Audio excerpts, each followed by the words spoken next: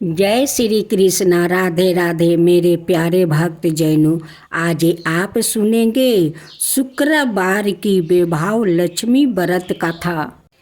कथा के अनुसार एक समय की बात है।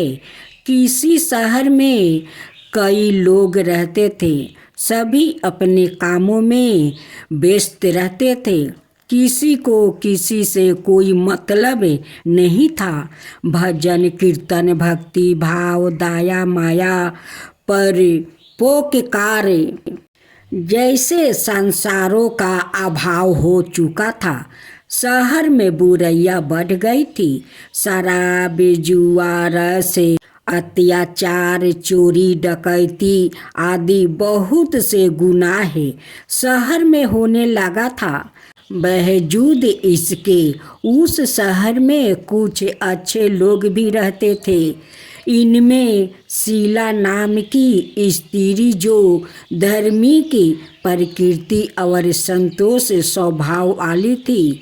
उनका पति भी विवेकी और सुशील था। शीला और उसका पति कभी किसी की बुराई नहीं करते थे और भगवान का भजन करने में अच्छी तरह समय व्यतीत कर रहे थे। शहर के लोग उनकी गृहस्थी की सराहना करते थे। देखते ही देखते समय बदल गया। शीला का पति की अच्छी संगति बुरी में बदल गई। अब वो जल्द से जल्द करोड़पति बनने का ख्वाब देखने लगा। इसलिए वो गलत रास्ते पर चल पड़ा और फलस्वरूप उसकी हालत भिखारी जैसी हो गई।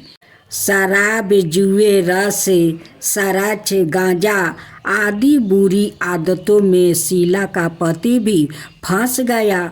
दोस्तों के साथ उसे भी शराब की आदत लग गई। इस प्रकार उसने अपना सब कुछ जुए में गंवा दिया। शीला इस बात से बेहद चिंतित रहने लगी, लेकिन उसे भगवान पर भरोसा था। वो अपना अधिकांश समय प्रभु भक्ति में बिताने लगी। अचानक एक दिन दोपहर को उनके द्वार पर किसी ने दस्तक दी। शीला ने द्वार खोला तो देखा कि एक माँ जी खड़ी थी। उसके चेहरे पर अलौकिक तेज दिखाई दे रहा था। उनकी आँखों में से मानो अमृत बह रहा था। उसका बेभाव चेहरा करुणा और प्यार से झलक रहा था। उसको देखते ही शीला के मन में शांति महसूस हुई और उसके रोम रोम आनंदमयी हो उठा। शीला उस माँ जी को आदर के साथ घर ले आई। घर में बैठने के लिए कुछ भी नहीं था। अतः शीला ने एक फटी हुई चादर पर उसको बैठाया। माँ जी बोली, क्यों शीला, मुझे पहचाना नहीं? हर शुक्रवार को लक्ष्मी जी की मंदिर में भजन कीर्तन के समय मैं भी वहाँ आती हूँ। इसके बावजूद शीला कुछ समझ नहीं पा रही थी। फिर माँ जी बोली, तुम बहुत दिनों से मंदिर नहीं आई, इसलिए मैं तुम्हें देखने चली आई। माँ जी के प्रेम भरे शब्दों से शीला का हृदय पिघल गया। उसकी आंखों में आंसू आ गया और वो बिलख बिलख कर रोने लगी।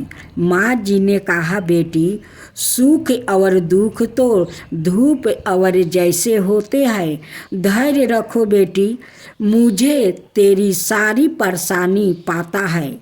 माँ जी के व्यवहार से शीला को काफ़ी सबल मिला और सुख की आशा में उनसे माँ जी को अपनी सारी कहानी कह सुनाई। माँ जी के व्यवहार से शीला को काफ़ी सुकून मिला और उसने माँ जी को अपनी सारी कहानी सुनाई।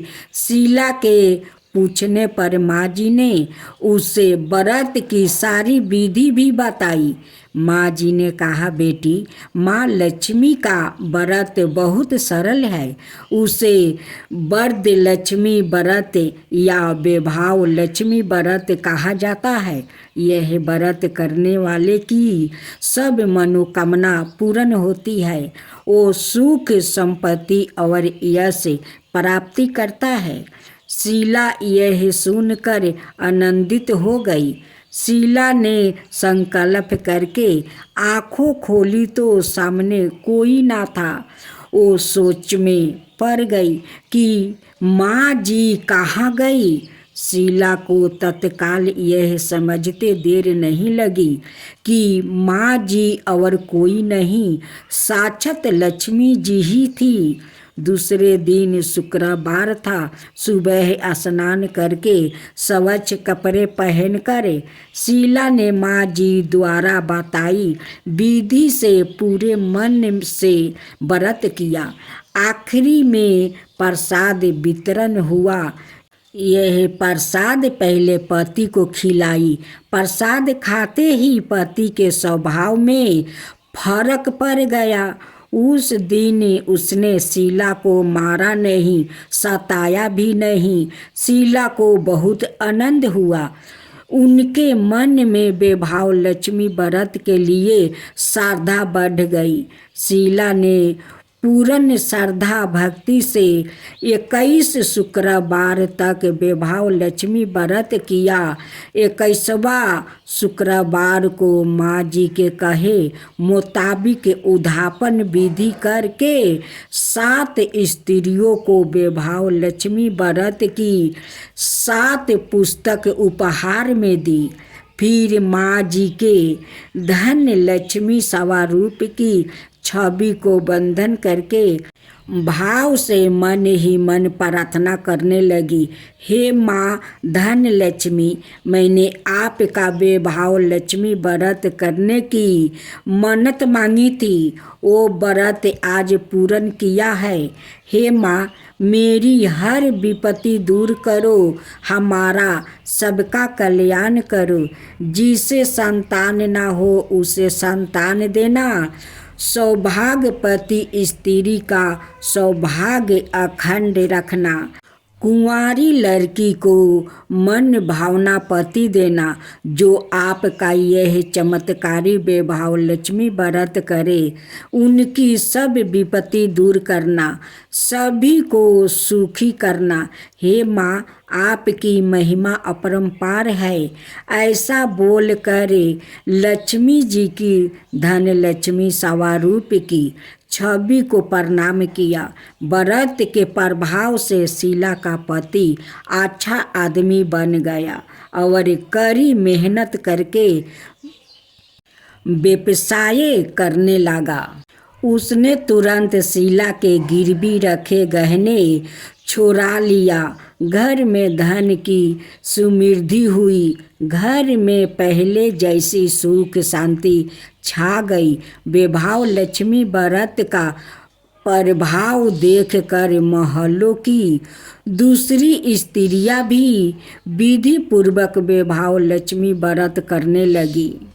माँ तू लक्ष्मी करी कृपा करो हृदय में वास, मनोकामना सिद्धि कर पुराहु मेरी आस। सिद्धू सूता विष्णु प्रिया नत सिर बारंबार टेक सोठा यही मोरे हरदास। हाथ जोड़ी मिनती करूं सब विधि करो सुबास। जय जननी जगदम्बिका सिंधु सूता मैं सुमिरो, तो ही ज्ञान वृद्धि विद्या दो मोही। तुम समान नहीं कोई उपकारी, सब विधि पूरा बहु आस हमारी। जय जय जगत जननी जगदम्बा, सबके तुम ही हो जगदम्बा। तुम ही हो घट घट के बासी, मिनती यही हमारी खासी।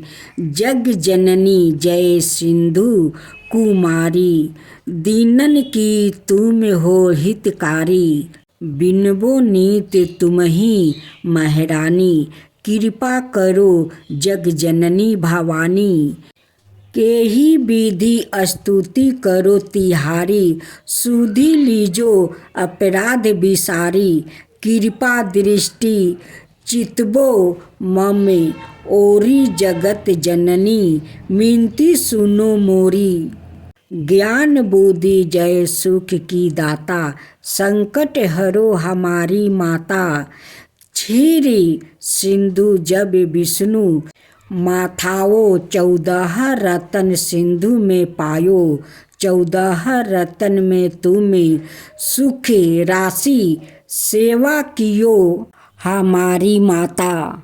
अब आप सुनेंगे माँ तुलसी की कथा।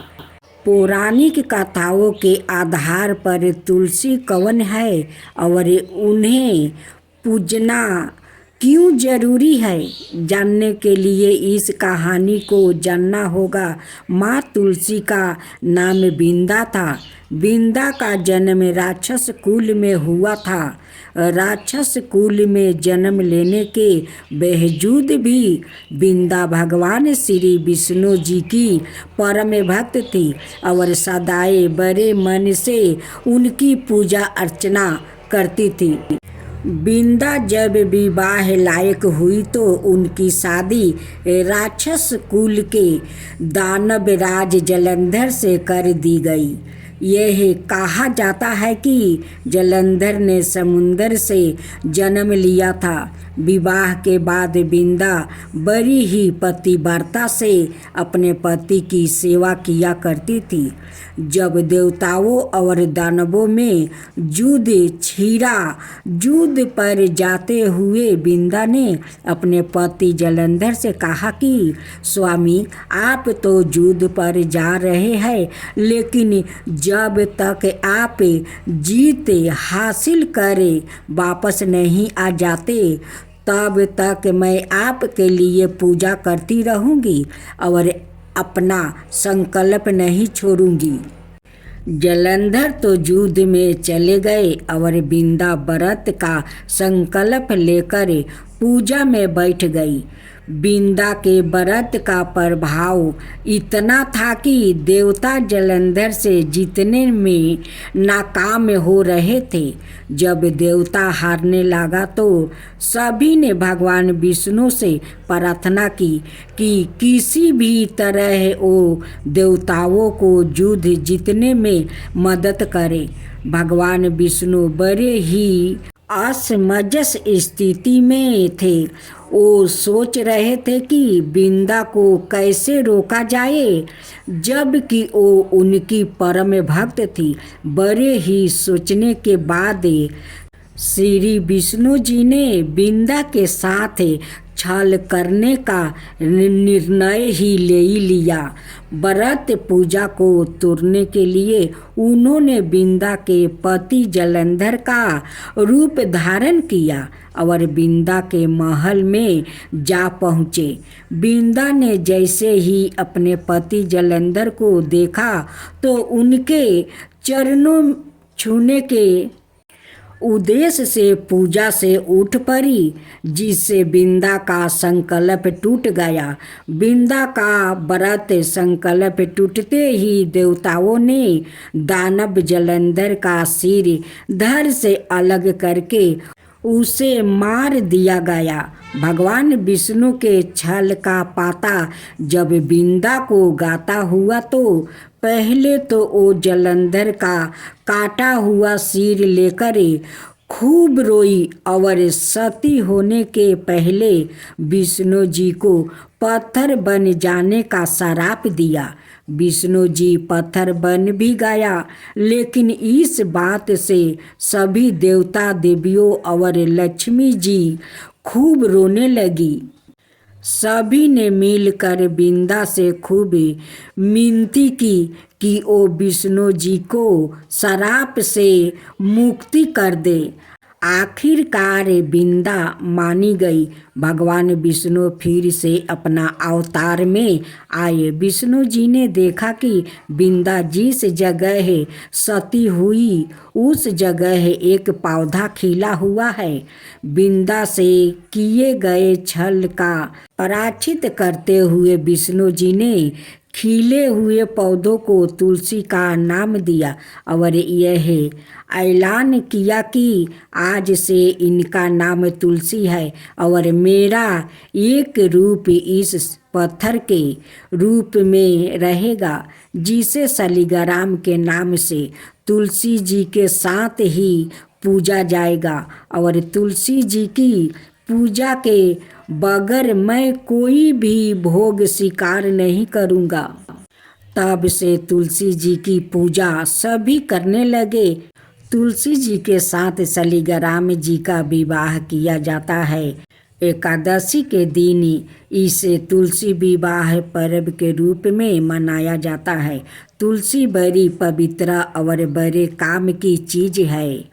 चरण मृत के साथ तुलसी को मिलाकर प्रसाद के रूप में ग्रहण किया जाता है। हिंदू धर्म में सभी अपने दरवाजे यह आंगन में तुलसी का पौधा लगाते हैं। शरीर के कई विरोगों के लिए भी यह फायदेमंद है। जो पवित्र है, हमारे लिए समर्पित है, उसे हम माँ कहते हैं, इसलिए उन्हें माँ तुलसी कहते हैं। अब आप सुने महालक्ष्मी